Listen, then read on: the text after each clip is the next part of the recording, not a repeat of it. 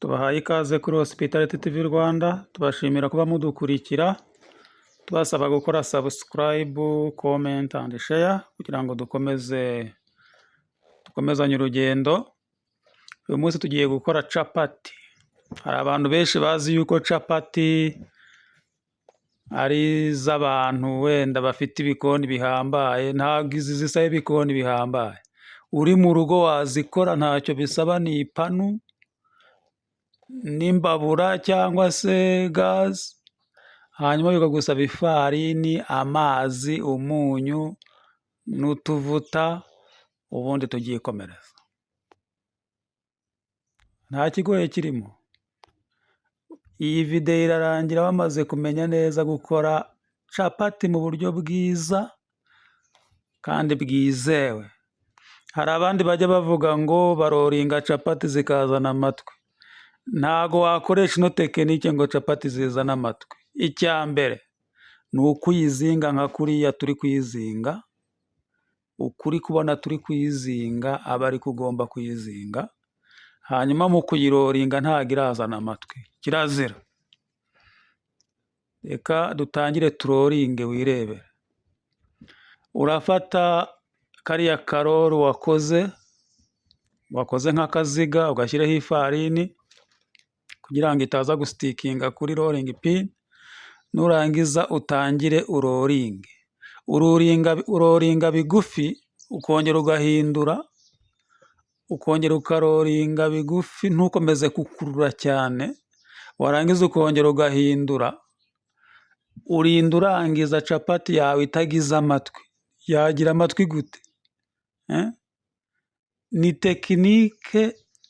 Iyi tekinike tubereka ni tekinike nyayo ikwereka ko capati zitagomba kugira amatwi. Urabona ko uko zimeze nta matwi. Ntabwo capati yagira amatwi wakoresheje iriya tekinike. Wowe uzakurikiza iriya tekinike, nurangiza ubikore wirebere. Zizaba zose zireshya zingana.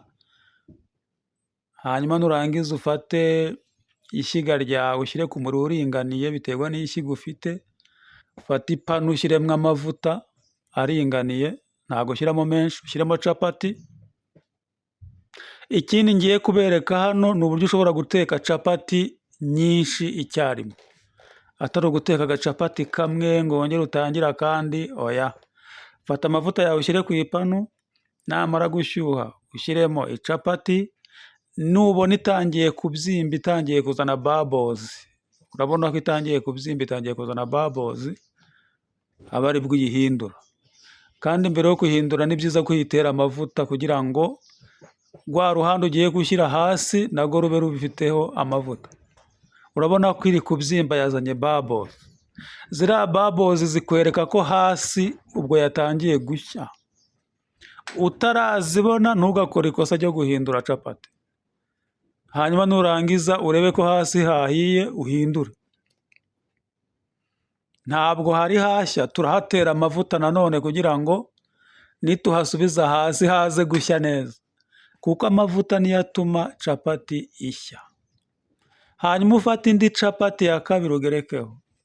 Ni tekinike nshaka kubereka yo guteka capati nyinshi icyarimwe.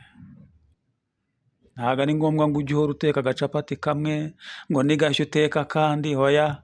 Hariya tugiye kugerekaho indi capati ya kabiri, tuyitera amavuta. Nitumara kuyitera amavuta turahindura ijye hasi. Nimara kujya hasi turongera dushyireho indi capati ya gatatu.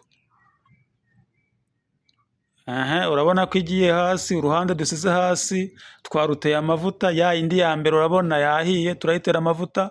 Niturangiza tugerekeho indi. Ziraba zibaye zingahe? Eshatu. Tugeretseho icapati ya gatatu. Ubwo tugiye guteka capati eshatu icyarimwe.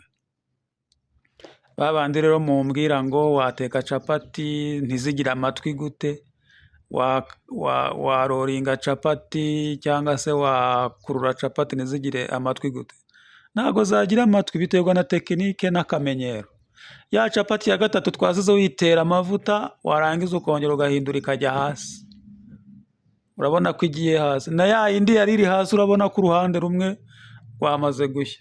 Tugiye guteraho amavuta tuyihindure, hahandi hatari hahiye haze hejuru, kugira ngo tuze kuhashyira hasi naho hashya. Icyo ugomba gukora ni ukuteraho amavuta, kugira ngo nuhindura ugashyira ku ipanu bisange hariho amavuta. Urabona twateyeho amavuta, turahinduye, hariya naho hagiye gushya. Rwa ruhande rwari ruri hasi rwo rwahiye, turahindura urundi ruhande rutari ruri ku ipanu, turutera amavuta. Hariya uruhande rwa capati rusigaje gushya ni uru nguru, kuko izindi mwagiye mubona ko zahiye.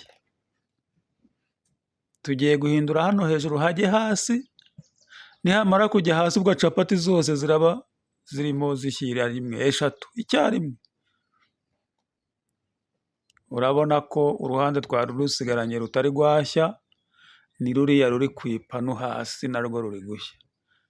Ibanga ni irihe? Kugenda uteraho utuvuta, ugategereza capati ikazana babozi, ariyo mpamvu ubona ifite utubara twiza isa neza, kandi ugakorera ku muriro mukeya. Apana kubabagura capati ugenda uzitwika uzishiriza, umuriro mukeya niwo uteka capati. Hanyuma buriya rwa ruhande rwo hasi rwahiye, urabibona ko rwahiye. Reka tubereke ko za capati zose uko ari eshatu zahiye. Iya mbere, iya kabiri n'iya gatatu urabona ko yagize ite? Yahiye. Hanyuma ahangaha iyo capati zihiye, kugira ngo uzibike zigumane ubuhehere zitaza kumagara, uzishyira muri purasitike yabugenewe. Hari amashashi yabugenewe y'amapurasitike, waba utayifite ugashyira muri aluminiyumu ugafungiramo. Ziguma zishyushye kandi zikoroha.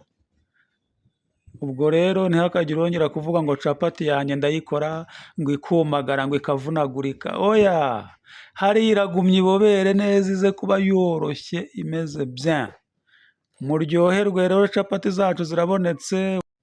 Naho ubutaha ku yindi resipi ikurikira, ntiwibagirwe gukora subscribe. Murakoze.